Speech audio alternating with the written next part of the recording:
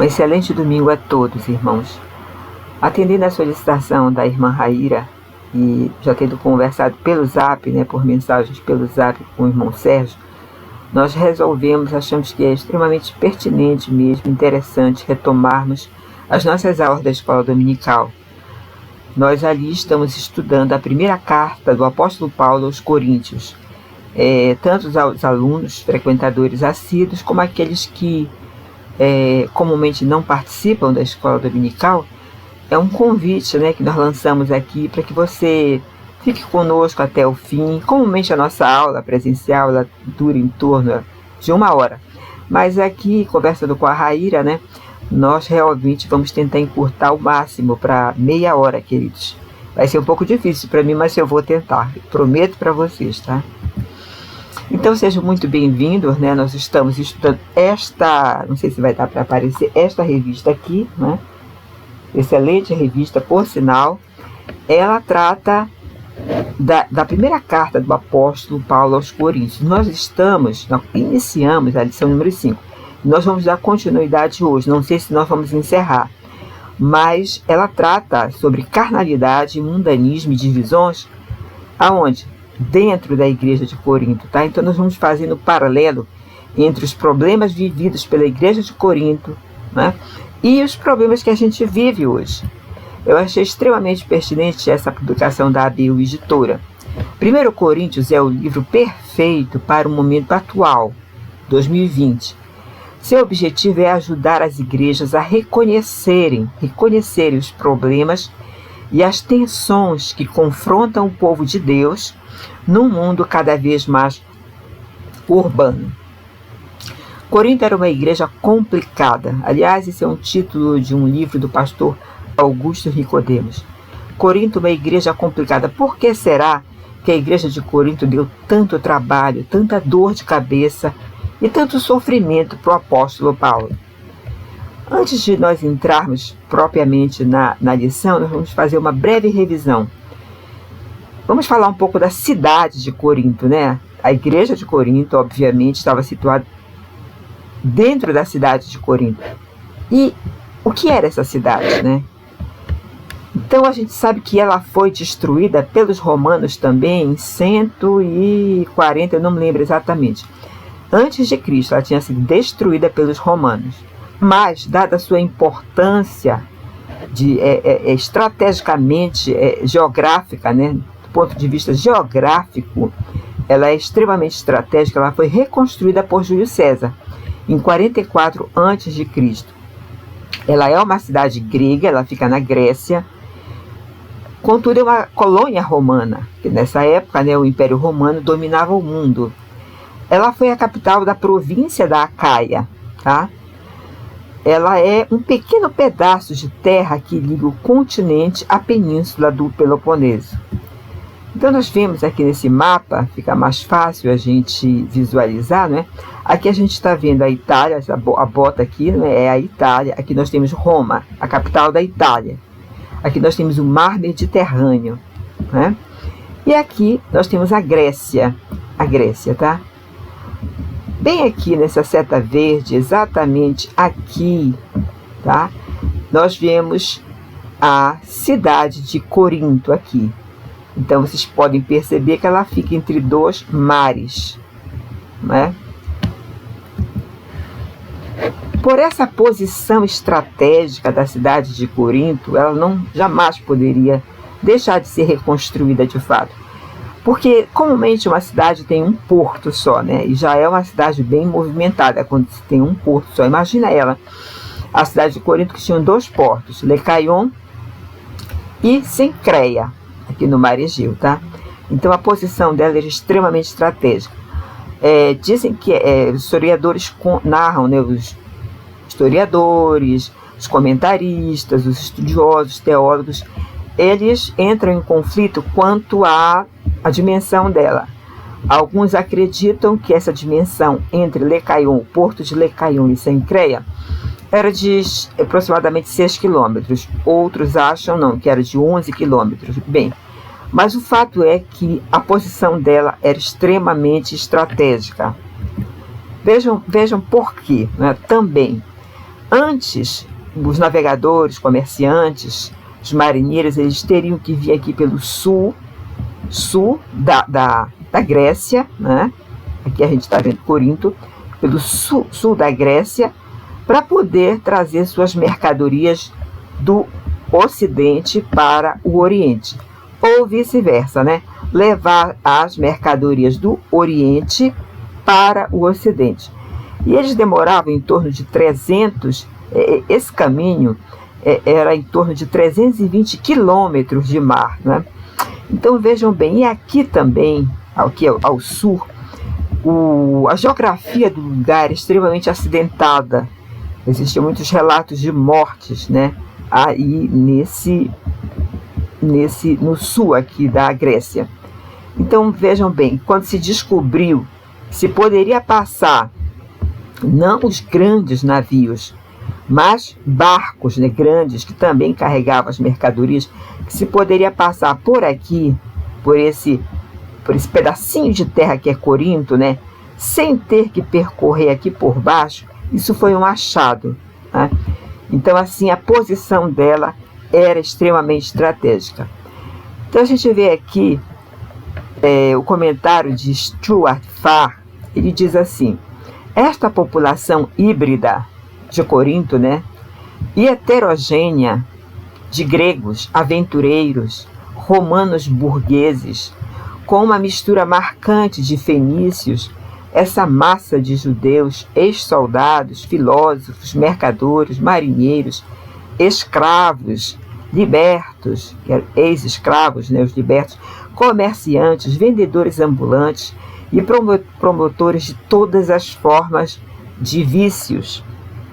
Esse aqui é mais ou menos um perfil do povo, né, que morava em Corinto.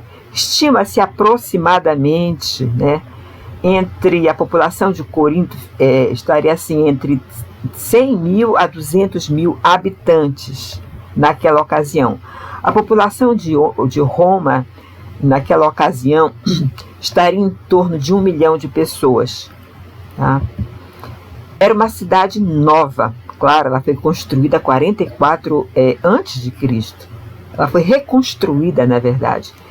Portanto, era uma cidade rica, dada a sua posição geográfica. Ali aconteceu um intenso trânsito de pessoas e mercadorias, né, porque os navios vinham, atracavam ali em Cencreia, né, Lecaion, e depois passavam, claro, a mercadoria toda por terra, né, que é justamente pela cidade de Corinto, e do outro lado carregavam seus navios no porto de Lecaion. Então, assim, ou vice-versa. Então, assim, era uma cidade de intenso trânsito de pessoas e de mercadorias, uma cidade de oportunidades. Ali nós temos pessoas procurando, em busca de novas oportunidades de emprego, né? Era uma miscelânea de raças, de etnias. O comércio ali era efervescente. A gente pode até imaginar como era o trânsito dentro da cidade de Corinto.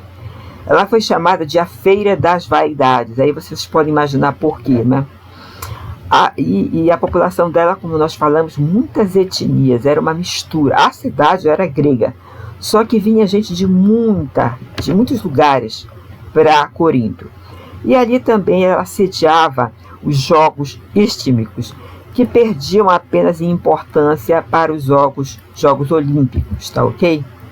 E a religião, como é que era a religião em Corinto?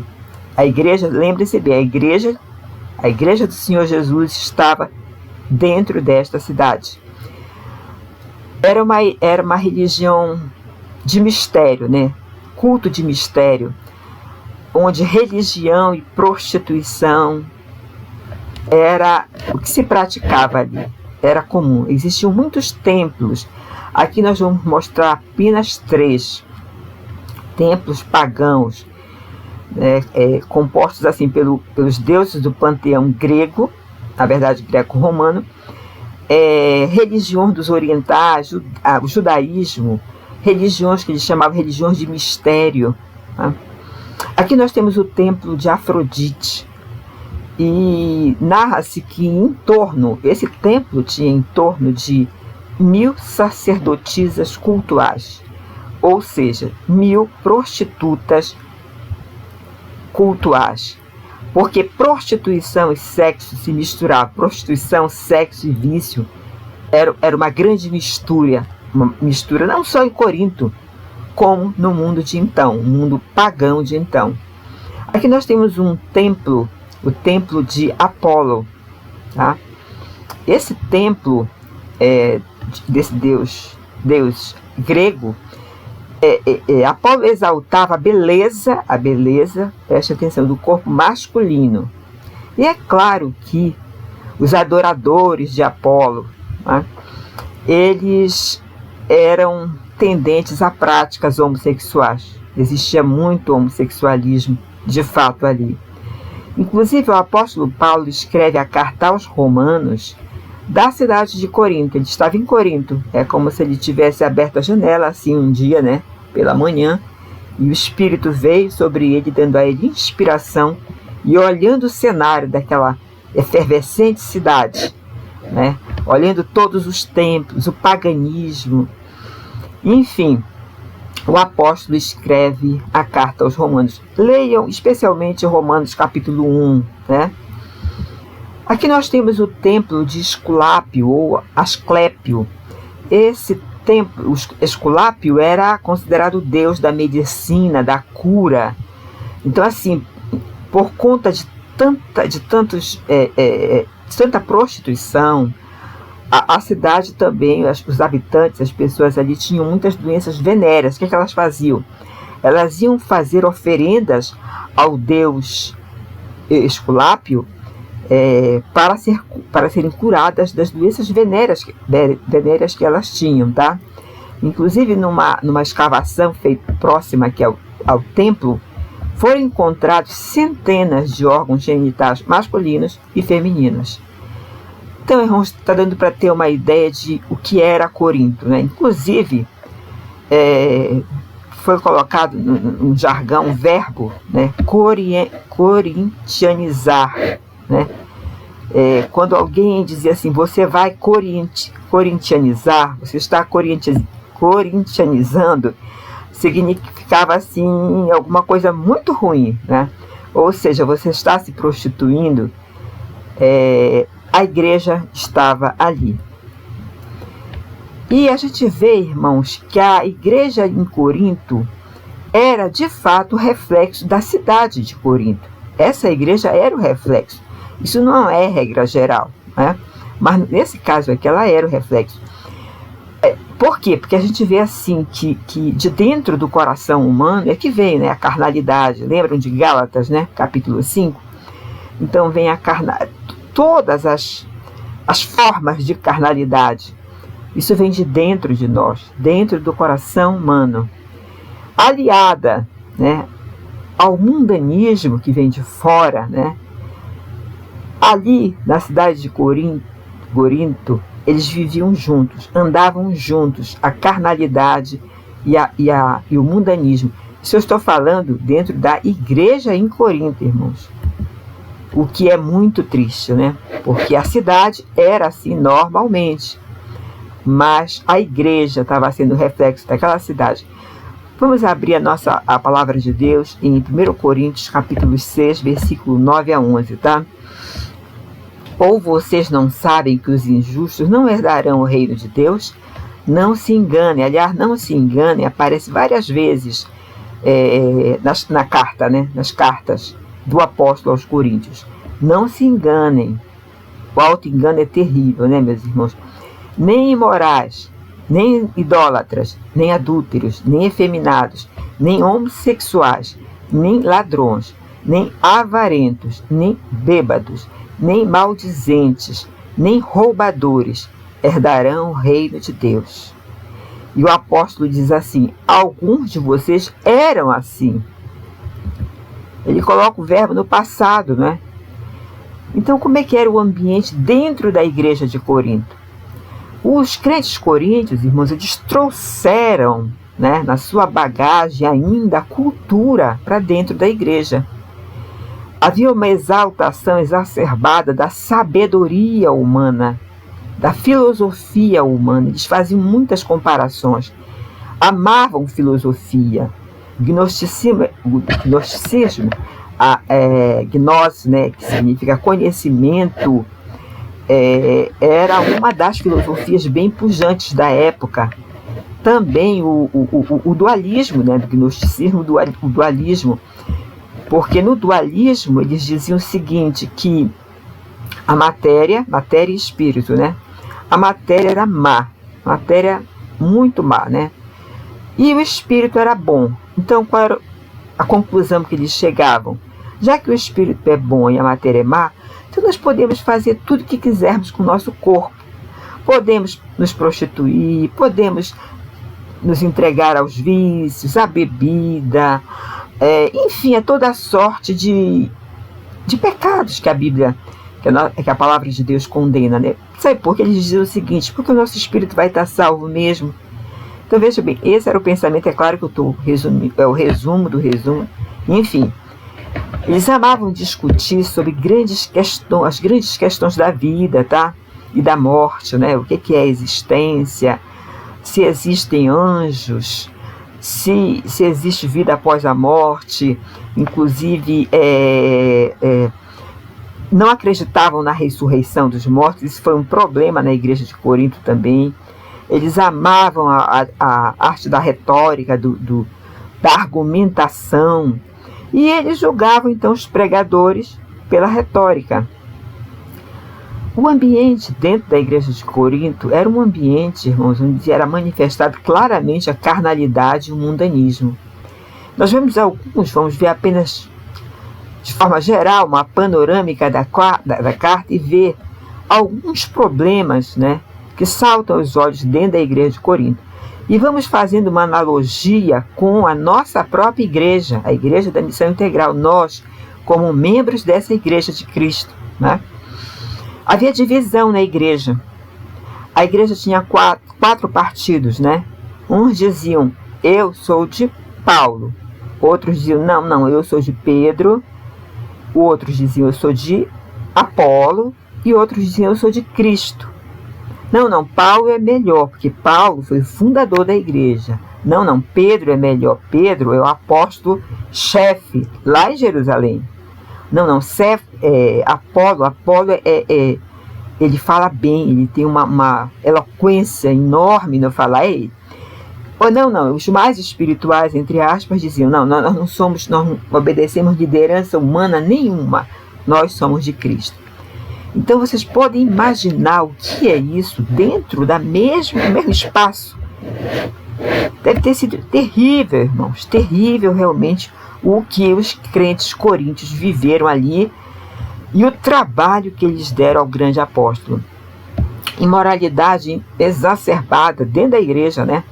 O rapaz, lá só um exemplo, o rapaz estava possuindo a própria madrasta dele. Impressionante, ninguém fez nada. Ninguém chamava a atenção, ninguém chamava a razão, a sensatez desse rapaz, a sua madrasta.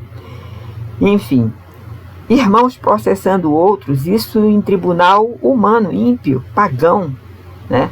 E o apóstolo, até com um tom irônico, ele diz assim, mas vocês não são tão sábios, não existe nenhum sábio entre vocês que possa estar resolvendo essas questões internas. Vocês têm que ir para o mundo para resolver questões dentro da igreja.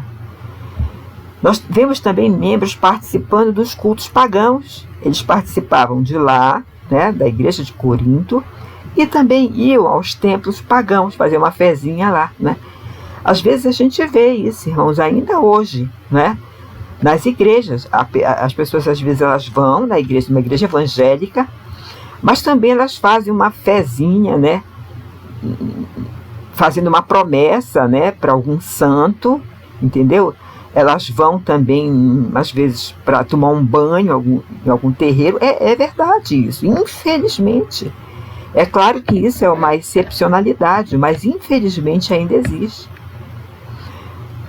Nós vemos também brigas por causa se deve comer ou não a carne sacrificada a ídolos, Essas carnes, elas vinham realmente, a maioria delas desciam dos templos.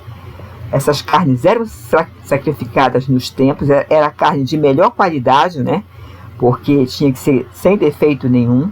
Briga se devia ou não, isso aí é tema de outra aula. O uso do véu pelas mulheres de Corinto. Na ceia do Senhor, que era chamada a festa do amor, era realmente uma festa onde se podia perceber a divisão real entre os pobres da igreja e os ricos. Era uma ceia de desigualdades sociais. O uso dos dons espirituais de forma inadequada. É por isso que Paulo, né, escreve: parem, vocês têm que ter ordem no culto, não pode ser dessa forma. Nosso Deus é um Deus, irmãos, organizado, né, zeloso. Ele é um Deus de detalhes, ele é um Deus de prescrições. Outro grande problema, irmãos que não acreditavam na ressurreição dos mortos, como eu falei, em função, vieram, né, do mundo, e lá algumas filosofias não acreditavam em ressurreição dos mortos. É o caso do grupo dos saduceus, que não acreditavam na ressurreição dos mortos, né? E a infidelidade também nas contribuições para o ministério da igreja, e também na contribuição financeira aos pobres da Palestina, de Jerusalém e da Judéia.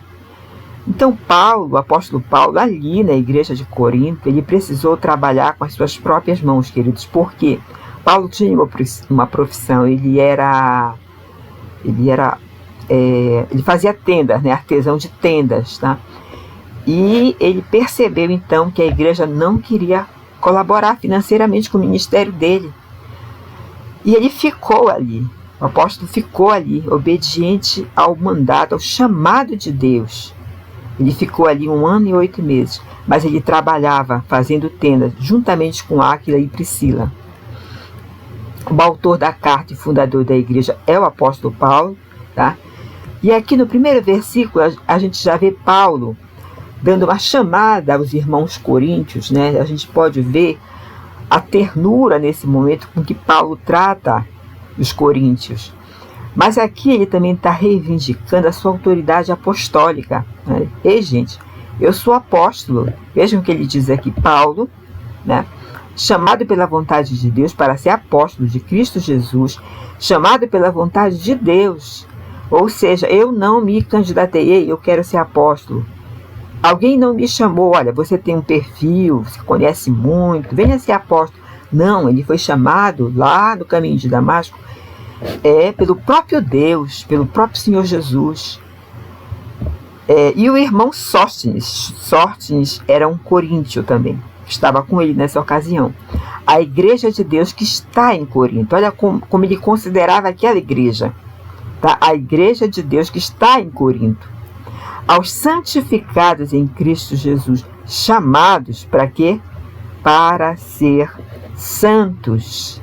Essa é a introdução da primeira carta de Paulo, que na verdade essa primeira carta possivelmente já é a segunda carta, tá, irmãos? Mas, pela vontade de Deus, se perdeu a primeira carta e provavelmente a terceira. O que nós temos é a segunda e quarta carta. Mas foi isso que Deus determinou para que pusesse um cânon bíblico. Paulo recebeu notícias fidedignas. De onde vieram essas notícias? Né? Da família de Chloe, da casa de Chloe, e de Estéfanes, Fortunato e Acaico. Eram irmãos, né? Irmãos que Paulo considerava como dignos dignos de confiança, e eles ali relataram para Paulo a triste condição da igreja. E aqui Paulo repreende os crentes em Corinto. Veja bem, ele já tinha estado lá 18 meses, foi embora, né? Plantou a igreja, discipulou a igreja por 1 ano e 8 meses, 1 ano e 6 meses, perdão, e depois foi embora. Ele tinha que continuar a obra missionária. Nós vamos entrar aqui na continuidade da lição número 5, né? Vamos lá, irmão, vamos ler a palavra de Deus, tá? Aqui é o capítulo 3, tá? Abra sua Bíblia, por favor, no capítulo 3, no verso de 1 a 6. Eu, porém, irmãos, não pude falar a vocês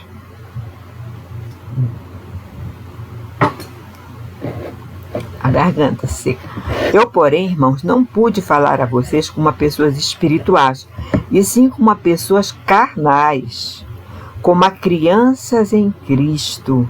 Eu lhes dei leite para beber. Não pude alimentá-los com comida sólida, porque vocês ainda não podiam suportar. O que Paulo diz aqui, né? Até aqui? Ele esteve lá com os coríntios, fundou a igreja, deu leite para eles, obviamente, era o alimento propício para um recém-nascido, um recém-regenerado, para crianças em Cristo. Ele não podia alimentá-los com comida sólida. Naquela ocasião, não, né? Mas o triste vem agora. Ele diz, naquela ocasião, tudo bem, vocês ainda não podiam suportar, tá? Agora vem o triste. Nem agora ainda podem, porque vocês ainda são carnais. Porque se há ciúmes e brigas entre vocês, será que isso não mostra que são carnais e andam segundo os padrões humanos?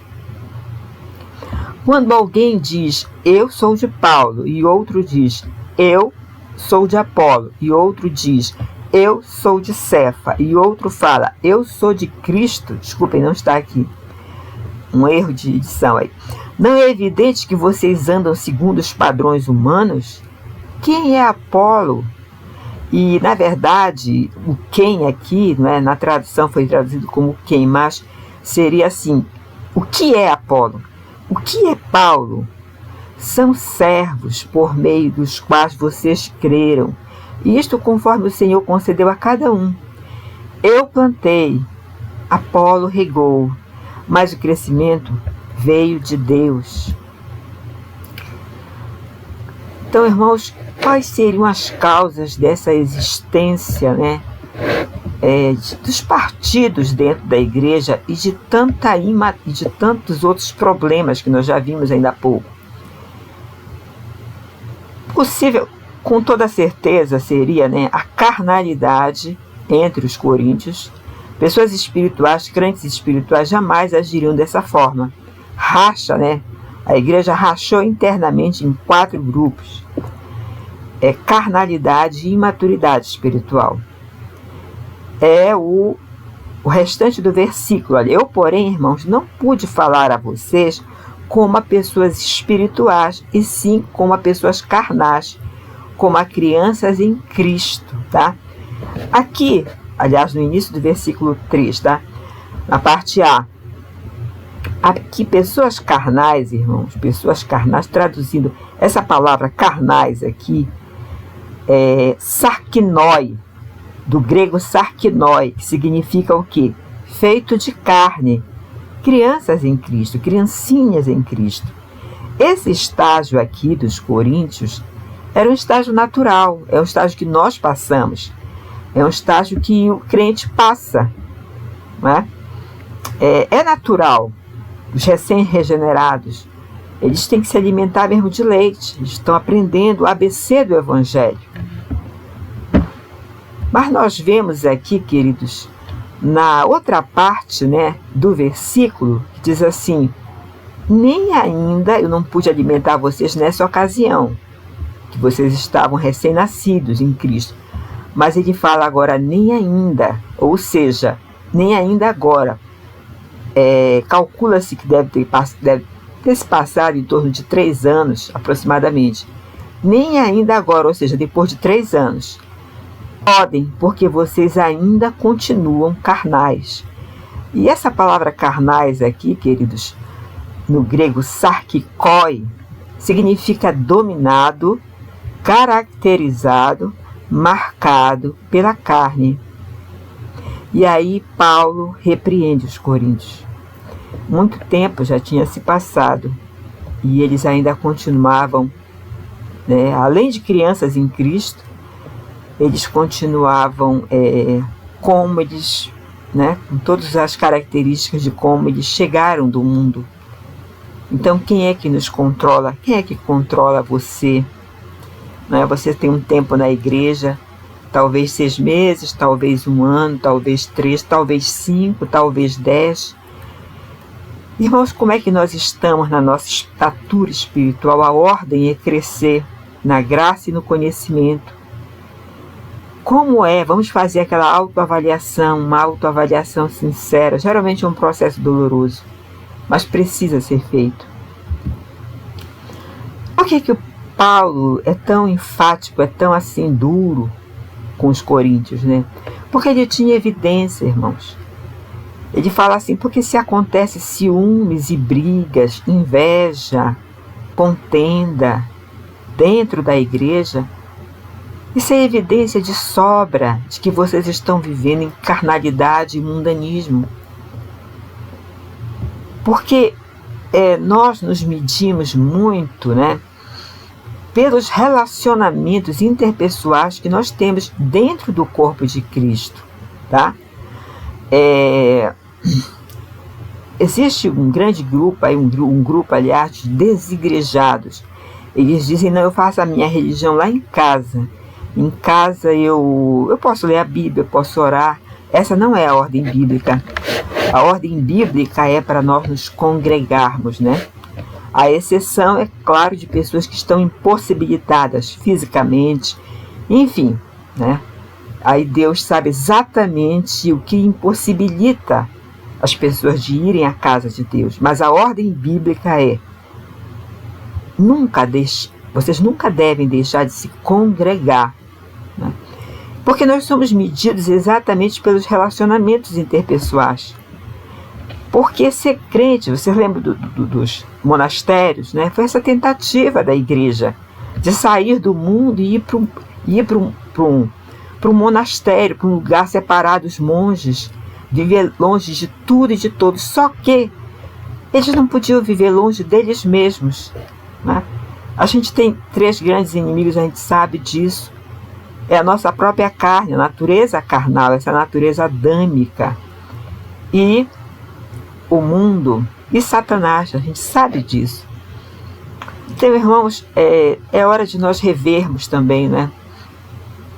Não só nós temos telhados de vidro também, vamos não só apontar os erros da igreja de Corinto, mas e nós, nas nossas casas, dentro das nossas igrejas, tem acontecido competições, bate-boca, né? Arranhões, sequelas. É hora da gente avaliar, sempre é hora. E Paulo diz assim, olha, eu estou dizendo isso para vocês porque se há ciúmes e brigas entre vocês, será que isso não mostra que são carnais e andam segundo os padrões do mundo? Veja bem, é uma incoerência, né? Os crentes em Corinto estavam andando segundo os padrões da cidade de Corinto. E nós, da Igreja da Missão Integral, né, nós somos crentes em Cristo Jesus. Qual é o nosso padrão? Né? A gente anda em que padrão? Irmãos, nós temos a preciosa palavra de Deus. A igreja de Corinto, ela bebeu dessa fonte pura, desculpem, por 18 meses, 1 ano e 6 meses. O apóstolo Paulo esteve lá, né, entre eles, evangelizando, discipulando, orientando, instruindo, corrigindo, estando ali com eles, tirando todas as dúvidas. O que aconteceu com eles? O que aconteceu com eles, irmãos? O que acontece conosco que, né, dia por dia ouvimos as pregações no púlpito das igrejas? Nossa igreja tem 3 cultos, né, oficiais, quarta-feira, domingo de manhã, domingo à noite, desculpem, além das vigílias, não é isso? Aqui tem uma frase que diz assim: a igreja é reflexo do pastor. Não, nem sempre. Isso aqui não se aplica a tudo, né? Não é geral. Porque a igreja de Corinto não foi reflexo do apóstolo Paulo, de forma alguma. Então, assim, a gente percebe que antes de nós termos um problema de qualquer natureza, né, uma divisão, uma facção, uma intriga, uma fofoca, enfim, são vários os tipos, né, de problemas que nós podemos ter, né? Um desprazer pela vida, uma insatisfação com o que Deus tem nos dado, enfim, são muitos os problemas, muitos. Mas antes de nós termos esses problemas, né, e ficarmos cabisbaixos por esses problemas, nós temos um problema espiritual. Tudo se resume a isso. Nós temos um problema de relacionamento com o próprio Deus. E isso tem desdobramentos nos nossos relacionamentos interpessoais, com certeza. Então, a causa raiz dos problemas espirituais que nós temos é a nossa falência espiritual, a carnalidade, imaturidade. Então, a solução para nós, irmãos, é essa guerra diária, essa vigilância diária para andar no Espírito. Não é fácil. E o Senhor Jesus não nos enganou. Ele disse que seria difícil mesmo. O apóstolo Paulo disse que seria difícil essa guerra entre a carne e o Espírito, que diariamente os dois, né, guerreavam entre si.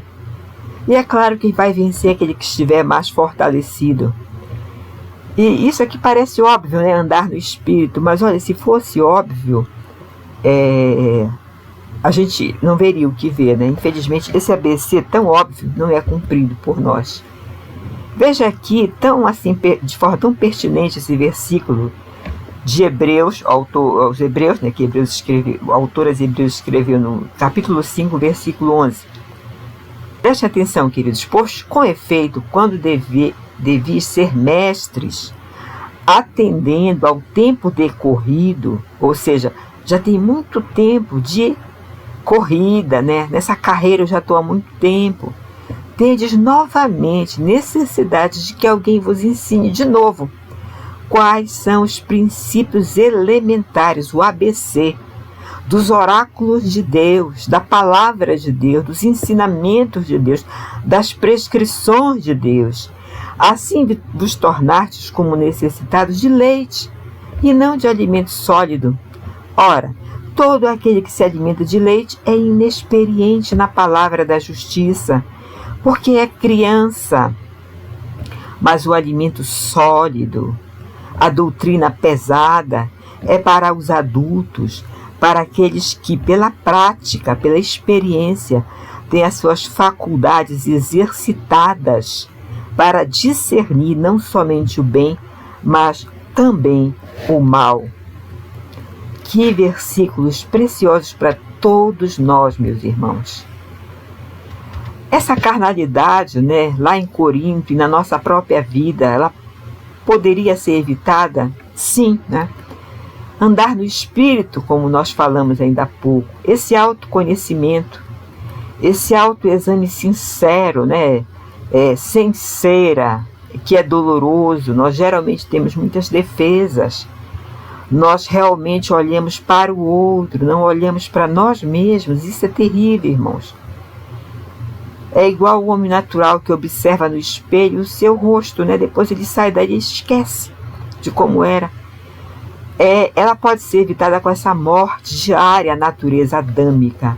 É sofrer o dano. É tão difícil sofrer o dano, né, irmãos? Nós nos defendemos tanto. É um exercício do domínio próprio e da própria língua. Nós pecamos muito. O apóstolo diz que essa língua aqui é um mal, né, incontido. Ela tem um veneno. Veja bem a expressão forte, né, que Tiago fala. Quando ofendido eu perdoo. Eu costumo perdoar. Meu coração é livre para perdoar. Quando eu ofendo alguém, eu peço perdão também.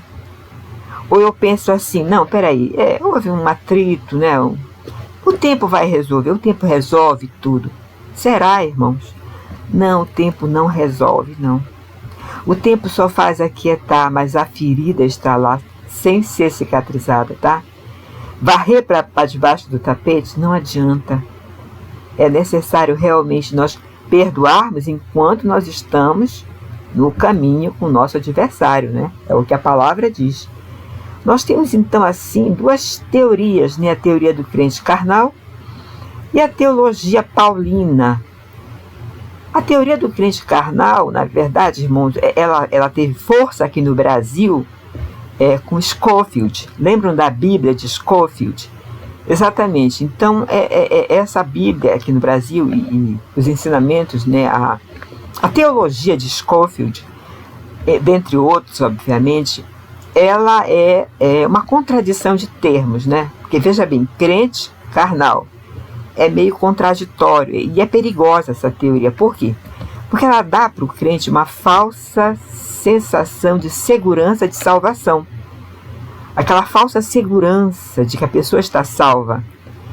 E também, irmãos, essa teoria, ela libera para a pessoa fica com um conceito equivocado do que é pecado, do conceito de pecado.